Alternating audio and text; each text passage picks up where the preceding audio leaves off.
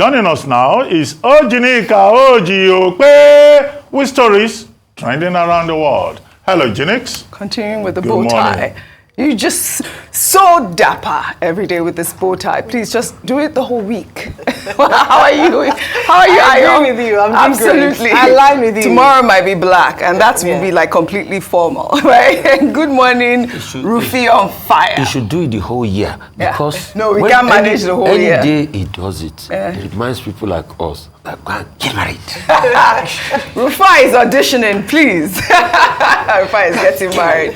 Well, all right. Good morning to you, viewers. Let's begin what's trending with reactions trailing the industrial action embarked upon yesterday by labor unions, grinding Nigeria to a halt with a shutdown of schools, airports, hospitals, and the national grid, plunging the nation into darkness. Although the federal government has said that it is committed to a national minimum wage that is higher than 60,000 naira at the resolution reached during the meeting with organized labor on Monday night, the union, in a post on X, announced that the strike action will continue until they hear from their organs at a meeting scheduled for today.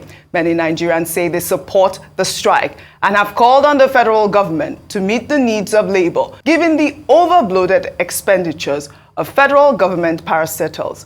The chairman of the Medical and Health Workers Union of Nigeria, Bamgbose, said that the Senate should put their salaries on minimum wage to understand the plights of the labor unions. When you get paid within 2-3 days, the salary is nowhere to be found. Is that not equal? The suffering is so much. Why will the federal government, they said round table, the NSC, the TUC, they have been, deliberating on this round table for so long. They didn't feel that they should be putting 200 today, 300 tomorrow, 500 the next day for a minimum wage. It is enough. Enough is enough, please. Let them go, let the Senate, the whatever, let them put their salary on this minimum wage too, and let's see what will happen. Wow. Yeah. Let it go around. Let it go around like that. Well, can you blame Betty at this point? I mean, if we're seeing the senators making what?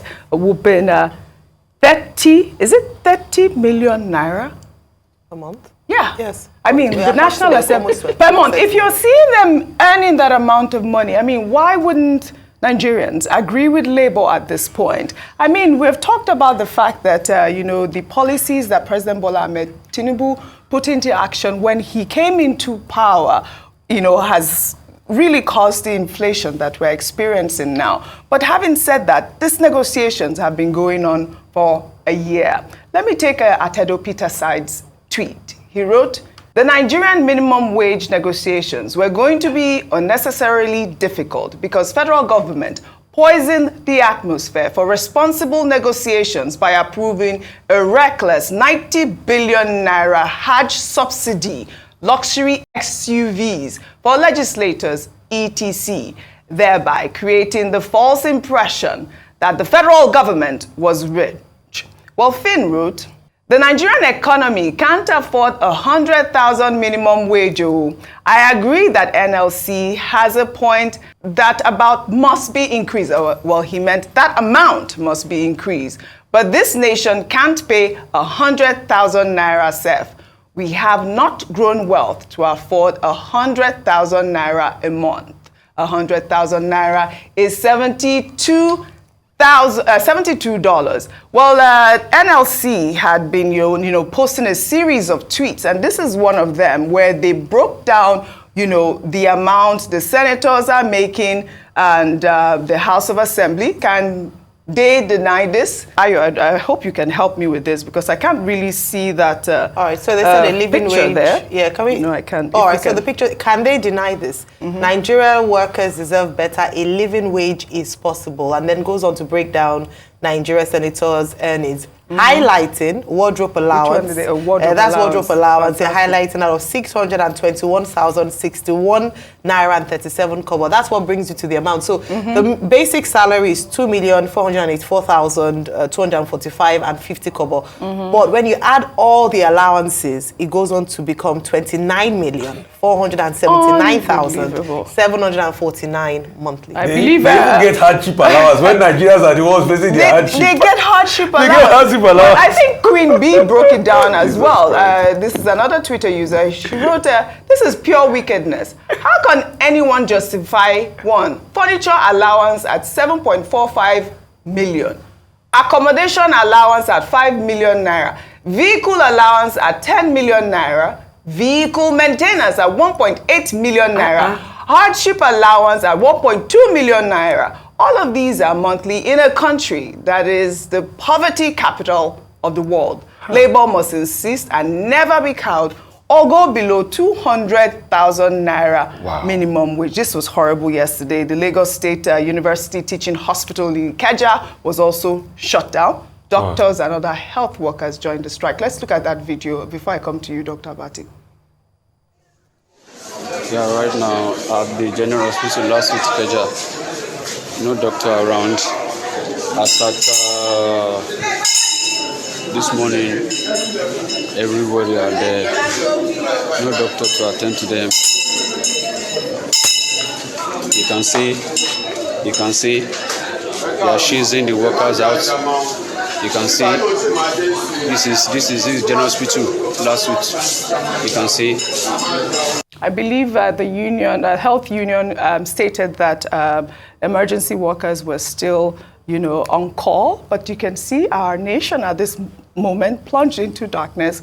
Schools are closed, airports are closed, and we blame the federal government. I blame the federal government. I don't know about you, Dr. Abati. This is going on for too long. From the perspective of organized labor, the strike action yesterday, from their own perspective, was effective. They shut down the airports, they shut down the hospitals. ASU has also joined the strike. 18 other unions are involved in this strike. And the cost, as our guest, Dr. Okpe, was saying yesterday, runs into billions of naira. But even more than that, the cost is to be measured in terms of the pain that many Nigerians have had to suffer. People who could not have access to medical services, people who could not get food to buy, people whose operations, businesses have been disrupted by the cessation of banking services, which is why government needs to find a solution to it. And it's good that they have returned to the negotiating table and they say that they will meet on a daily basis until this matter is resolved. It has to be resolved anyway. The 2019 new National Minimum Wage Act having expired in April, so a new law must come up. But negotiation, dialogue is the main issue. I return to the point made by Mr. Atedo Peterside and others. Atedo Peterside's point is about, signaling. There's something in government about signaling. The kind of signal that you send out is what will determine public response to your administration. The government is buying SUV for legislators. The government is subsidizing Hajj trips, pilgrimages, to the tune of 90 billion. And then the people also look at people in government living conspicuously, ostentatious consumption, conspicuous consumption, to use the more technical word, either in terms of their private lives or in terms of how they operate officially. So the people will say, well, it means that there is money. So if the money is there, then let us all benefit from it. You can't say government is broke, government is insolvent, and government is asking the people to make sacrifice, the same sacrifice that the lawmakers in the National Assembly are not making. Hardship allowance is 50% of basic salary. Basic salary is 2.4. Hardship allowance is 1.2. Please, what hardship are the people in the National Assembly going through? They even collect wardrobe allowance. And their wardrobe allowance is about 20% of basic salary. 621,000 Yeah, there you go. for wardrobe. I mean, wardrobe allowance. unacceptable. Motor vehicle allowance is 40% of basic salary. The same vehicles bought by Nigerians, for them, they are also collecting 40% to maintain it. In fact, they even have something called entertainment allowance. 30% of basic salary, running into almost 900,000. This is These lawmakers are collecting on our behalf, to enjoy pepper soup and jollof rice. And so Nigerians will say, what the heck? And you can't even pay 30,000 naira. Well, unfortunately, the woman, I think you mentioned her name as Betty, yes, the labor activist, saying that maybe National Assembly members should start collecting 30,000 naira. Well, that is not likely to happen. Indeed, when the basic salary, when the new minimum wage is increased, you'll be surprised. They will no longer collect 29.9 million per month. It will go up. Yes. Nonsense. Yeah. In fact, they will even benefit more from it. But and then you have, again, the promotion of inequity, of inequality in this Nigerian environment. Yes. They say we should make sacrifice, but the people in government are not ready to sacrifice anything. They should make sacrifices, but they shouldn't also politicize this. Rufai, I would like to take Bayo Ononuga's tweet. Who actually said that, let me read this tweet. He wrote, it's saddening that Labour could go to this extreme, but it is not surprising to the prospective minds. Labour is harming the Nigerian people they claim to be fighting for. Today, many sick Nigerians could not access medical care at government hospital, not even with critical medical conditions. It appears Labour is playing politics by other means. Many of the affiliates of the two central unions, NLC and TUC, are members and supporters of the Labour Party. They logically bear ill will and grudges against the Tinubu administration. What is clear is that the issue they claim to be fighting for cannot be resolved by blackmail or sabotage. They cannot even be resolved by the federal government unilaterally. The Labour leaders will still have to return to the negotiating table for a year. One whole year. Mr. Onaduga used the word blackmail. He's the one blackmailing. When the APC government now and the APC politicians were in bed with Labour and they were fighting Jonathan's government, Dr. Abati then, Labour was good then, Abi. They did not know that part of the bastardization of the civil society space was when the civil society space went in cahoots. And these things I'm saying, we should note it, went in cahoots with the opposition then to bastardize and shut down this country for 2 weeks. What did Mr. Onaduga say about it then? Because if we want to play this game of equivalence, let's play it. Day one, strike pending. They will probably end the strike very soon. They shut this country down for 2 weeks. There was nothing wrong with it then. So if you want to play this game of blackmail, you should have a game on me. Let's play this game of Teddy Picker together. Let's be picking Teddy. Nigerians don't learn. Oji, you see, the docility of the followership in Nigeria is an important ingredient in the hands of politicians. And except Nigerians' eye clear, they will keep hitting us and doing us wayo every time. I ask you a question now today. This same furniture allowance, 2007 to now is going to 20 years. Did anything change? No. The lawmakers are still collecting all the allowance. Because these politicians know that Nigerians will just shout on the page of the newspaper, they will just shout on media, Rufai will talk, spit will dry in his mouth in a tire, and they will move on. This was the same allowance we protested about in 2007. It continues. This same thing reoccurred. This allowance also reoccurred during the time of Chuba Okadigbo. It continued then. So when there's a lot of docility and people can ask questions, it will only continue. And that's why you are seeing all the numbers you are seeing. That's why the NAS budget keeps increasing every year and the people budget keeps suffering. Yes, we've heard all the arguments. We know Labour too can meet them halfway.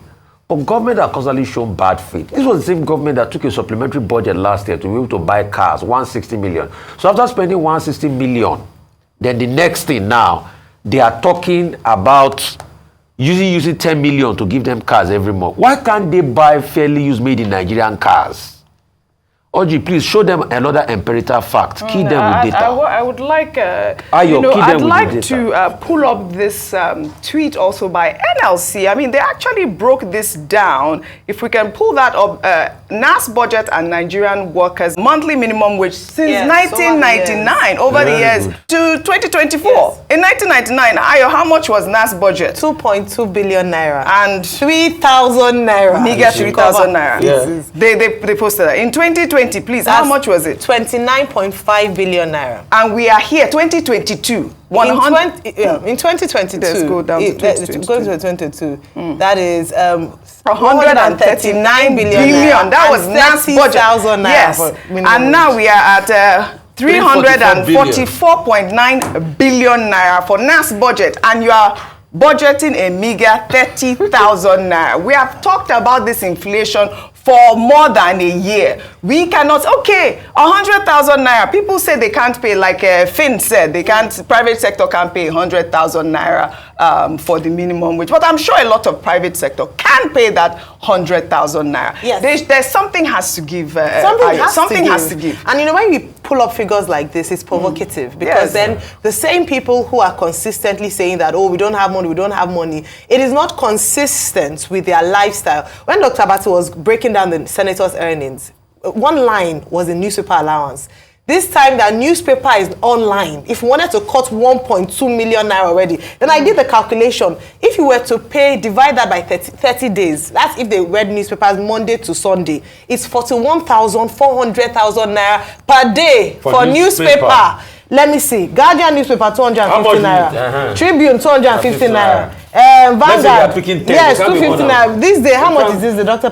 Please, let me just. This day, newspaper of record is how much is this? How much is? So that we see how many 41,000 naira in one day. So just to see how. Okay, even if you buy internet 41,000, it just shows that's just a little line from that to see that there's a lot of wastage. If you ask the Nigerian on the street, is Nigeria poor? They will tell you never. Yeah, why? Because we see the opulence of our politicians. Yes. We see the presidential, fleets. We see the governors. They're almost worshipped because of the amount of money. When they are doing charity, they spread money up and down. And you tell me Nigeria is poor. Tell me another story. Yes. So if you're saying that Nigeria is poor and cannot afford to pay 100,000 naira, then it must be reflected in the way we should be seeing tightenings. Absolutely. The president is saying no, we cannot travel like this. I have to reduce my entourage and things like that. But we're not saying that. I think that's the disconnect. All right. So they are saying the tripartite committee is going to meet every day now until they come to a resolution. They are saying that it's going to be higher than 60,000 naira. I mean, something's got to give.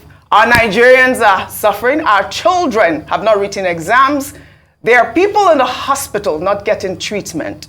Please, federal government, come to the aid of labor. We'll take another story. The Redeemed Christian Church of God over the weekend suspended Pastor Idowu Iluyomade, who is the pastor of the City of David Parish and the head of the Papa family of the Redeemed Christian Church of God. The pastor was reportedly suspended for 3 months by the governing council of the church in response to the public outcry against the extravagant 60th birthday party of his wife, CG Iluyomade, shortly after the death of the late group CEO of Access Bank, Herbert Wigwe. Many believe that the birthday, which was celebrated just about a week after Wigwe's death, was in bad taste. Herbert Wigwe had been of immense blessing to the church before his transition, and so the party suggested the church had no emotional attachment to him. Undefeated, unopposed, luxury oriented. Money is talking, money is talking. The blessings of blessings. Yes, how much is money? Balling, premium or lottery. Now you know.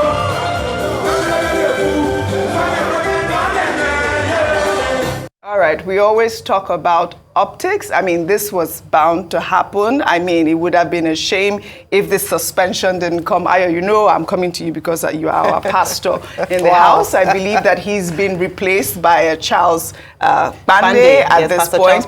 I mean, this conversation, I'm sure a lot of Nigerians have been talking about it. I mean, how does it look at this moment with the church? All right, so I have to say that Pastor ID, as we fondly call him, and Pastor Shiju Iliomade were my pastors. So first thing I must say is that in terms of their personality and character, it would be remiss of me to not say that these are people who have really contributed in terms of their community, society, and have been are upstanding citizens. And unfortunately, this might have been an error of judgment, which caused a lot of outcry when this happened.